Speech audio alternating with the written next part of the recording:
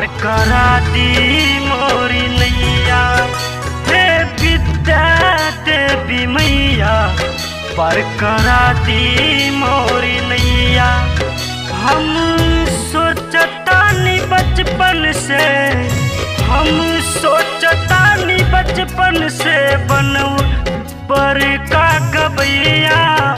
हे विद्या देवी मैया पार करा दी मोरी नैया।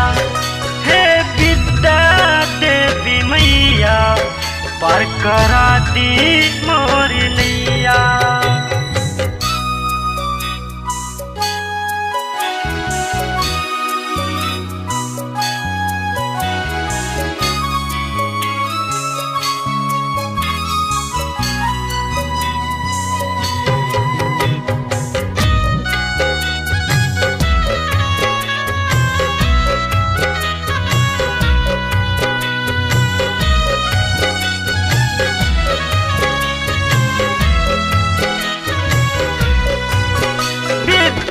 की देवी माई जग में रहू एक कहानी।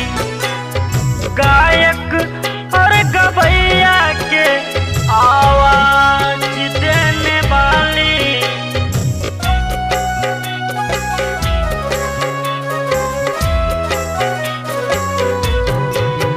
विद्या की देवी माई जग में रहू एक कहानी। गायक और गवैया के आवाज देने वाली। हंस पर सवार आबेलू, हंस पर सवार आबेलू हाके जैसे गैया। हे विद्या देवी मैया पार करा दी मोरी नैया। हे विद्या देवी मैया पार करा दी मोरी नैया।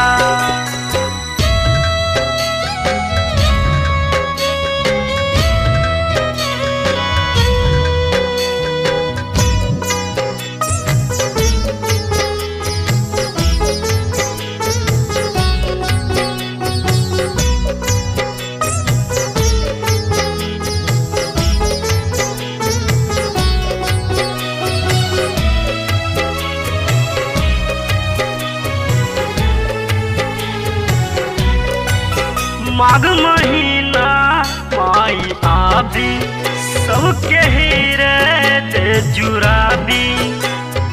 भगतन और पुजारी के मनमा हलसाबी।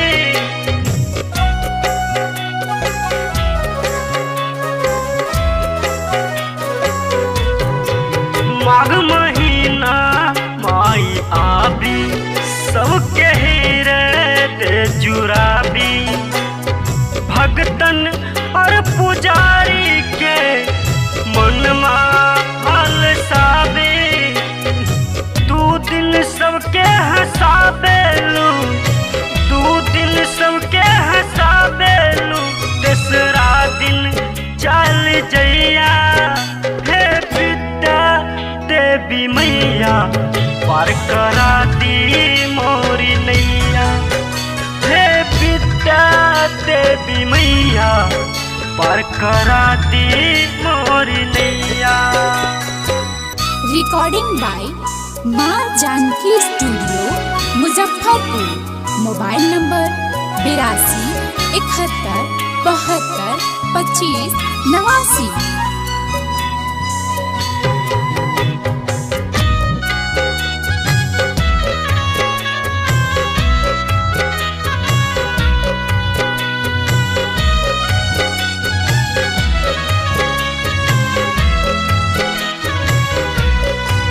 कोई काहे माही पागल, कोई काहे ले अभागल।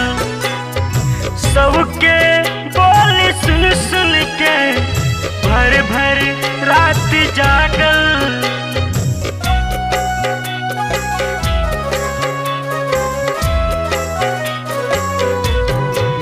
कोई काहे माही पागल, कोई काहे ले अभागल।